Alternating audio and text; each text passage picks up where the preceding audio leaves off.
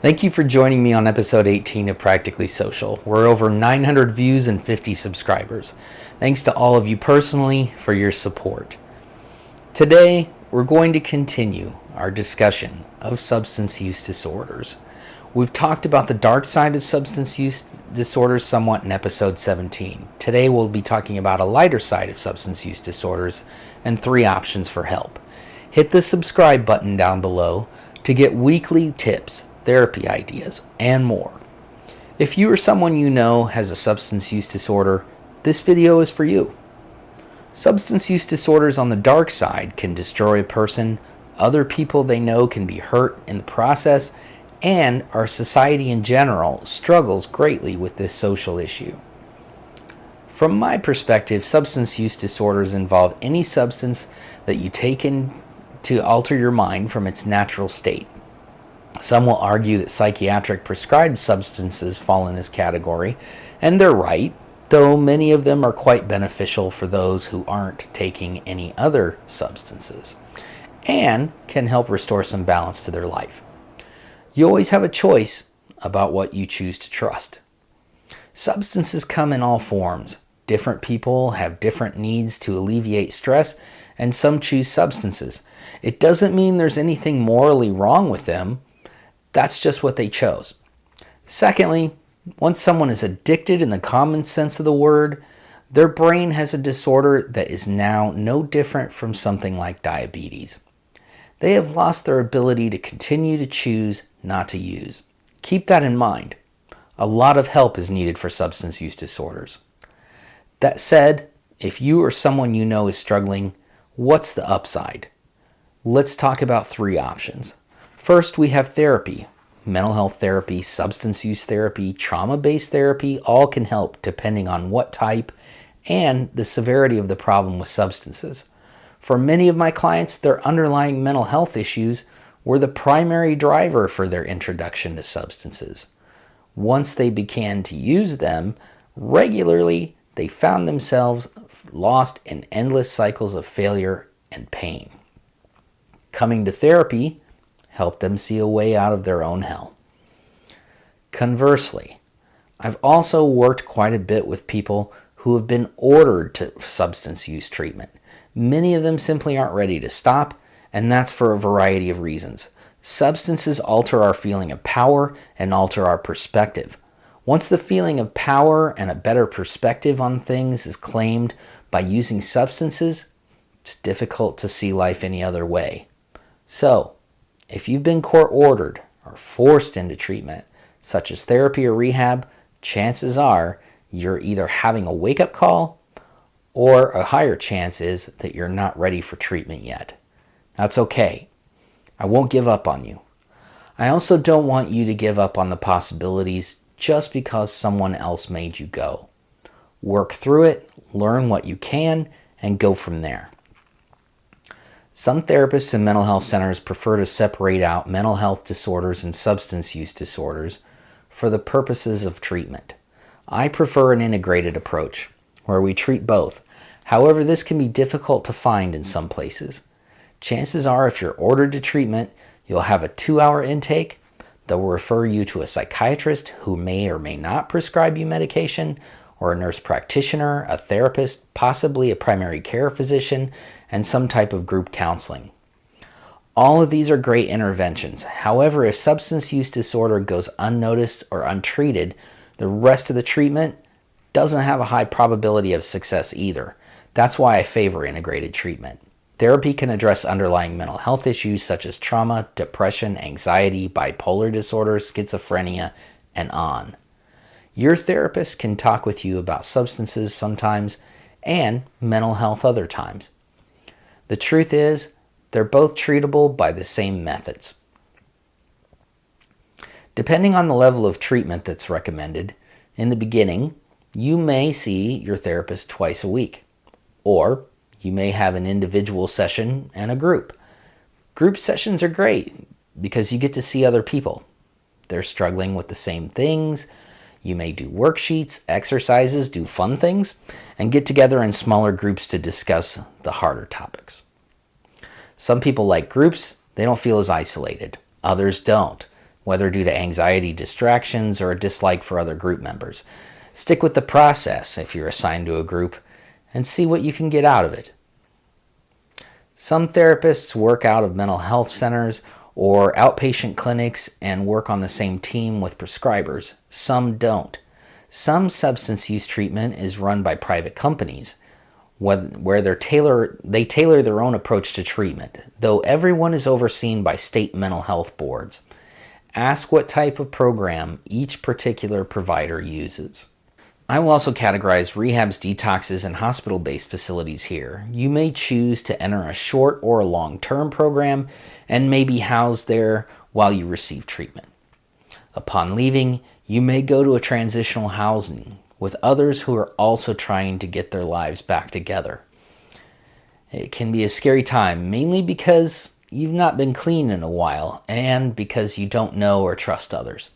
Relapse is common. Those who truly have the motivation to change their lives, though, have a much greater chance of success.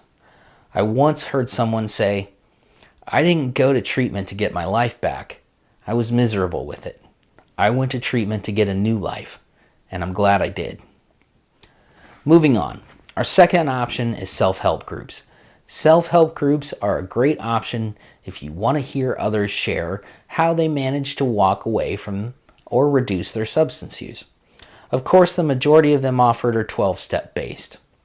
As soon as I say those words, some of you are going to recoil as if I just pulled out a spider. That's natural. There are quite a few misconceptions and myths about 12-step programs, and the misconceptions and myths drive more decisions to avoid them than I care to admit.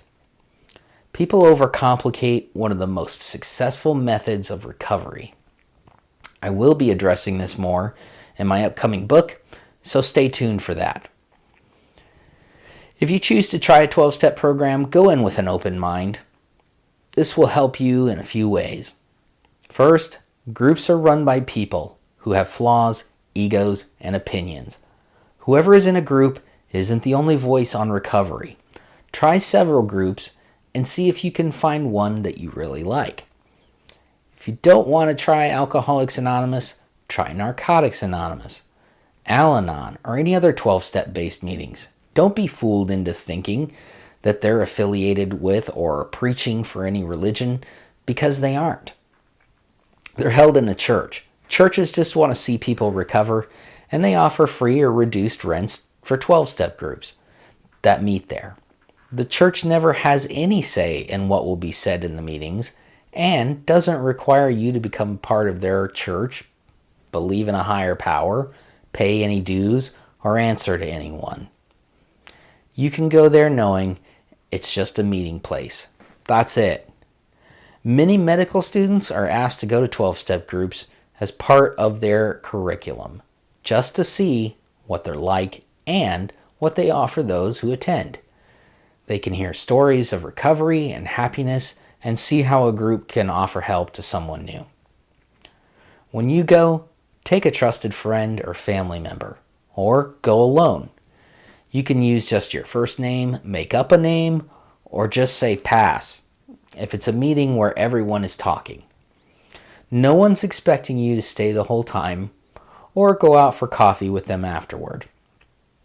Just try a few different groups and keep an open mind. If you don't like them, great. At least you can talk about them from first-hand experience now instead of listening to what others are saying about them, right? Furthermore, some churches do offer their own recovery-based groups, and they are led by members of the church. They do have a religious affiliation. Some of them are called Celebrate Recovery or similar titles. If you prefer to go to a church for one of these types of groups, make sure you know the difference between them and 12-step specific meetings before going. If you go to traditional 12-step groups, keep in mind some people who practice the 12 steps are religious.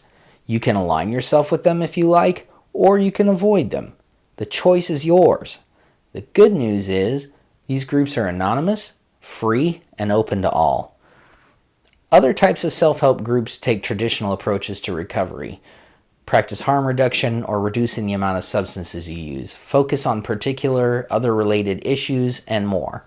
Several people have written books about these approaches. And if that is how you choose to pursue help, feel free. The bottom line is, I'm not going to tell you there's only one right way to recover from substance use. The best way is the way that works for you, not anyone else. Lastly, I'd like to take a minute to talk about another option, the solo approach. I don't know about you, but the most massive problems in my life have been usually addressed because I sought help. I can't take everything on by myself, and I don't know everything. I'm not afraid to ask for help when I need it, especially when it's as serious as my freedom, my health, and my loved ones. Asking for help can be the hardest part. Admitting something inside you needs help isn't easy. So many people choose to stop using substances or reduce their use without telling anyone. This can be challenging and downright dangerous for a few reasons. First, now that you don't use substances to cope with life anymore, your thoughts, emotions, and actions can feel very out of control. At that point, you're the primary observer and interpreter. You may find that you don't like life very much without substances. You may feel completely alone, depressed, anxious, or be haunted by painful memories, guilt, and shame. This is no place to be alone, my friend. I'm not saying I want you to sit down at the campfire and sing Kumbaya, drink the Kool-Aid, or join a group. All I'm saying is that if you choose to go it alone, I respect your decision, yet I don't recommend it. When you seek help, you tap into common wisdom. You can build a network of people you trust, and you don't have to be alone with the beast that is substance use.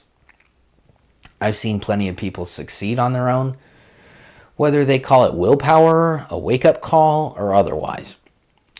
Not everyone who uses substances has a substance use disorder either.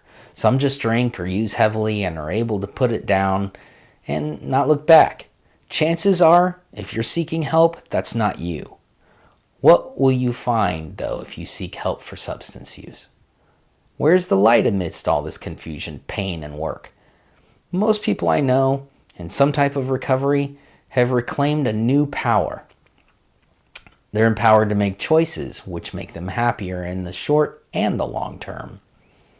They have freedom that they previously didn't because they were chained to substances. They start to glow a little more, and the livelihood, energy, and soul of them returns. They make new friends who are also on the same journey, many of them now happier, successful in their own ways, and celebrating with family. People in recovery often view mental health more favorably than those in the general population, and are sympathetic to the struggle. With new friends come new interests. Without recovery, I never would have gotten into fitness, motorcycle riding, golf, sailing, working in mental health, or having friends all around the world. Another positive, at least from the 12-step approach, is that groups are everywhere. If you don't like this city, try the nearest one. Don't like English-speaking meetings? Try Spanish. LGBTQ+, they have their own groups too. There's quite the variety and all the freedom to do it your way. Finally, addressing your substance use disorder can aid underlying mental health disorders, improve your relationships, perspective, and enjoyment of life. For whatever reason, a lot of people think they can't walk away from it because they don't see what's on the other side. I'm here, and millions of others are here to tell you it's worth a try. Find out what kind of help is available in your area. Be courageous and ask for help.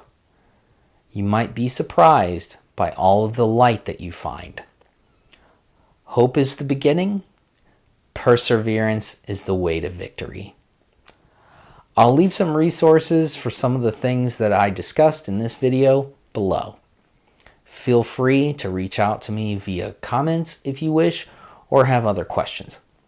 You can also check out my articles on medium.com under Practically Social, or find me on Instagram at Practically Social. I look forward to hearing from you.